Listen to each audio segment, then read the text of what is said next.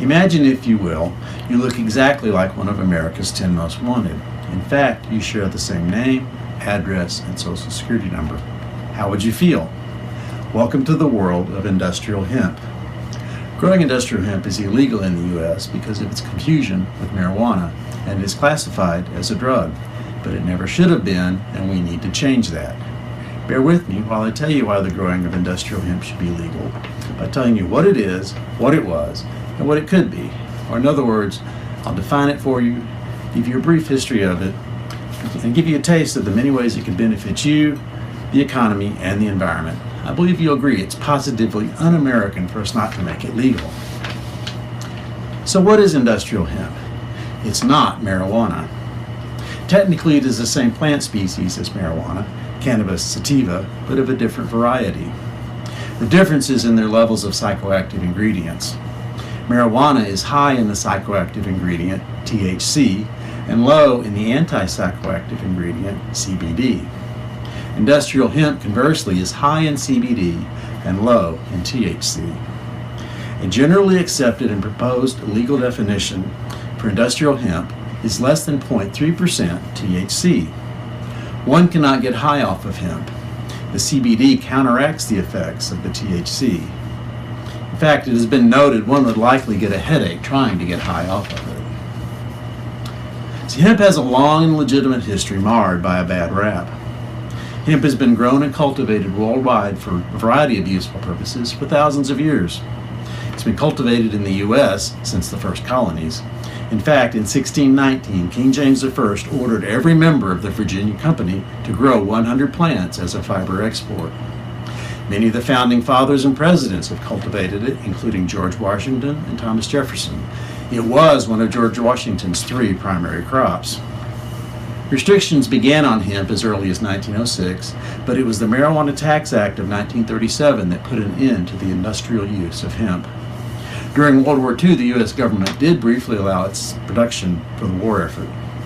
The Controlled Substances Act of 1970 replaced the Marijuana Tax Act of 1937 and continued the ban on industrial hemp.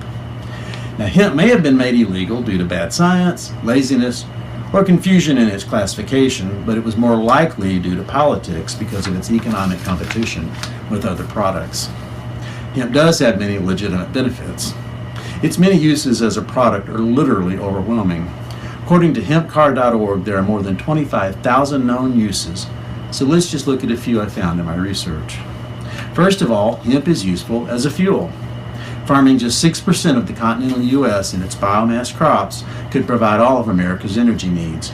Its biomass can be converted to methane, methanol, or gasoline at a cost comparable to petroleum, and hemp is much better for the environment. Hemp can produce 10 times more fuel, more methanol than corn.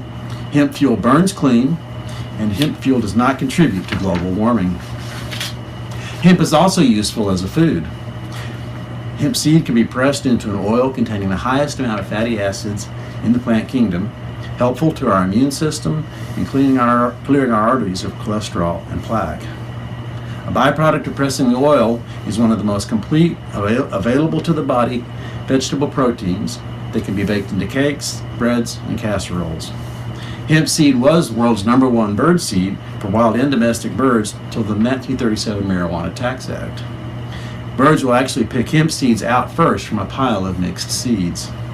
Birds in the wild will live longer and breed more with hemp in their diet, using the oil for their feathers and their overall health.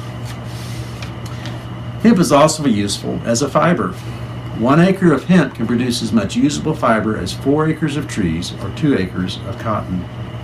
Trees cut down for paper take from 50 to 500 years to grow. Hemp can be cultivated in as little as 100 days and can yield 4 times more paper over a 20-year period. Until 1883, 75% to 90% of all paper in the world was made with hemp fiber, including books, Bibles, maps, paper money, stocks, bonds, and newspapers. Hemp paper lasts longer than wood pulp, is stronger, acid and chlorine free. Hemp paper can be recycled 7 times, wood pulp only 4 times. Hemp can also be used in industry. Almost any product made from wood, cotton, or petroleum, including plastics, can be made from hemp. Hemp can replace trees for press board, particle board, and concrete construction molds. Hemp has been used throughout history for carpet backing. It eliminates the poisonous fumes in a fire, along with the allergic reactions associated with newer synthetic carpeting. PVC pipes can be manufactured using renewable hemp and replace non-renewable coal or petroleum-based chemicals. In 1941, Henry Ford actually made a plastic car from hemp fiber and wheat straw. Hemp plastic is biodegradable. Synthetic plastic is not. As a plant, hemp has other benefits. It puts nitrogen back into the soil, unlike cotton, which depletes the soil.